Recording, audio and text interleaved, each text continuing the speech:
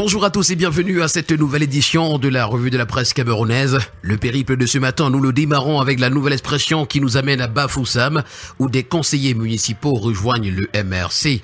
Maître Joseph Lavoisier-Tsapi, ancien conseiller juridique national du SDF, adjoint au maire de Bafoussam premier, et nombre de ses collègues conseillers municipaux exclus du SDF, du vivant de Nidjan Frondi, ont décidé de rejoindre le mouvement pour la renaissance du Cameroun du professeur Maurice Kamto, candidat déclaré à la présidentielle de 2025.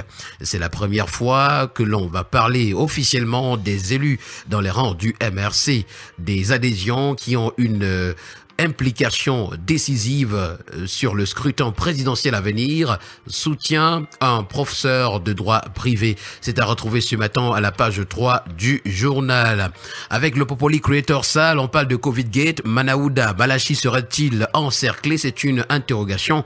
Les inspecteurs du Fonds mondial sont attendus au Cameroun, tel que nous le renseigne le journal à caractère satirique.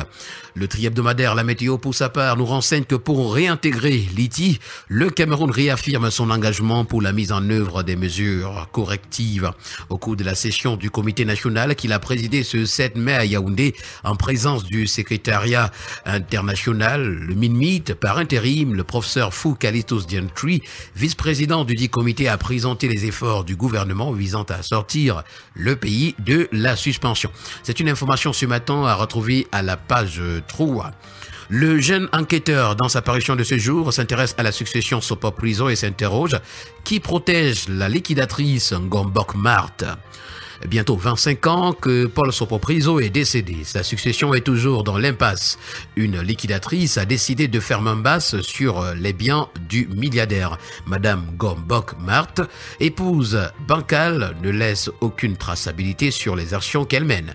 Elle a traîné un des fils du milliardaire au tribunal et tout laisse croire qu'elle a le parapluie et des godasses. C'est à retrouver ce matin à la page 4. Également à lire dans les colonnes de Le Jeune Enquêteur, fragilité des liens entre pays africains. Voici comment Baba Dan Poulo a été dépouillé de 300 milliards de francs CFA en Afrique du Sud. Et puis affaire Gulfin qui bloque le verdict au TGI de Douala. Autant d'informations à retrouver ce matin en parcourant les colonnes du journal. On parle du ministère des enseignements secondaires, notamment dans la région de l'extrême nord, à la grande une du quotidien régional d'information du Nord Cameroun, l'œil du Sahel. Retrouvons les tensions entre le délégué régional et les chefs d'établissement ce matin à la page 4.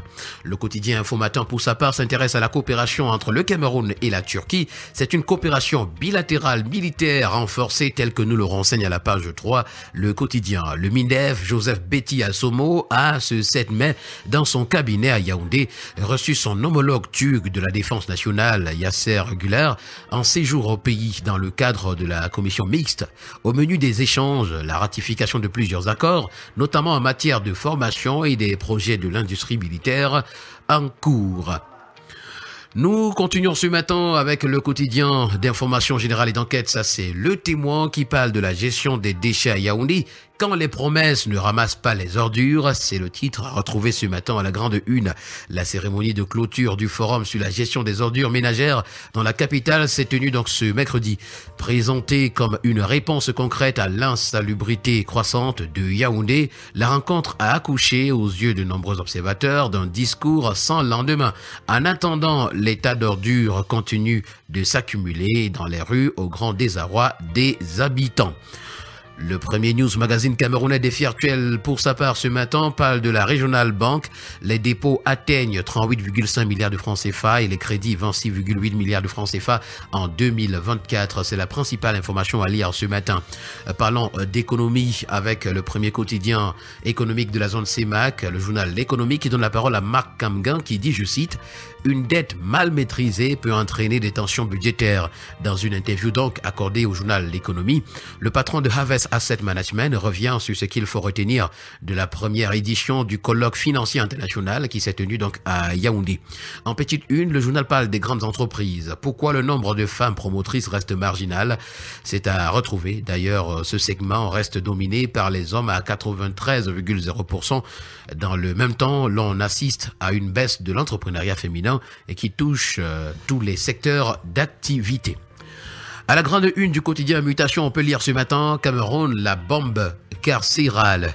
Le taux d'occupation des prisons passe de 159% en 2019 à plus de 177% en 2024, suscitant l'émoi de la Commission des droits de l'homme qui dénonce donc la systématisation de la détention provisoire. Nous continuons avec le quotidien L'Info à chaud qui, au sujet de l'élection présidentielle d'octobre prochain, nous présente pourquoi la candidature de Kamto sera recevable. Pour le quotidien Econews, on s'intéresse à sa grande une au port de Kribi. C'est la phase 2 qui entre en exploitation ce vendredi. Également, à son autre une ce matin, le journal parle d'incivisme et voies ferrées. C'est un cocktail explosif pour l'économie. C'est une interrogation. Le quotidien Vert Émergence, pour sa part, a choisi ce matin de donner la parole à Grégoire Owona qui dit « Une forte croissance économique permettra un relèvement du SMIC ». Dans une interview fleuve accordée donc au quotidien Émergence, le ministre du Travail et de la Sécurité sociale revient sur les défis liés au travail décent ainsi qu'au dialogue social. Il fait aussi le point sur les négociations sur la convention collective liée à l'enseignement privé. C'est à retrouver ce matin des pages 6 à 7. Également à lire dans les colonnes du quotidien Vert Émergence ce matin, Congrès mondial de la liberté, c'est Maître Agbor Bala qui est dans les starting blocks. Et puis affaire Chouayaba, garde à vue encore prorogée en Norvège. Nous poursuivons avec le quotidien bleu d'Aman Mana, ça c'est le jour ce matin qui s'intéresse également à la présidentielle de 2025 et nous permet de comprendre le débat sur la liste électorale nationale. Les acteurs politiques réclament la liste électorale nationale, c'est-à-dire le fichier des électeurs inscrits, et les CAM publient les listes électorales par antenne communale. Les non-dits et les enjeux d'un débat animé sont à retrouver ce matin à la page 2 du journal. Parlons également de santé ce matin avec le quotidien de la santé Éco-Santé qui s'intéresse aux subventions du Fonds mondial. C'est le ministre de la Santé publique qui exige une gestion rigoureuse. 17e congrès de la Société camerounaise de pédiatrie également à retrouver en petite une ce matin. Les pédiatres se mobilisent contre les maladies chroniques non transmissibles chez l'enfant. Nous allons terminer le périple de ce matin avec le quotidien à capitaux publics, ça c'est Cameroun Tribune qui parle de qualité de la formation des journalistes. Le gouvernement y tient. À l'occasion de la 4e session du conseil de direction de l'École supérieure des sciences et techniques de l'information et de la communication ESTIC hier, le ministre René Manuel Sadi de la communication a indiqué qu'un pays démocratique comme le Cameroun devrait avoir de bons journalistes. Les travaux ont justement porté sur la modernisation du plateau technique de l'établissement à l'instar du studio de télévision déjà réhabilité et opérationnel.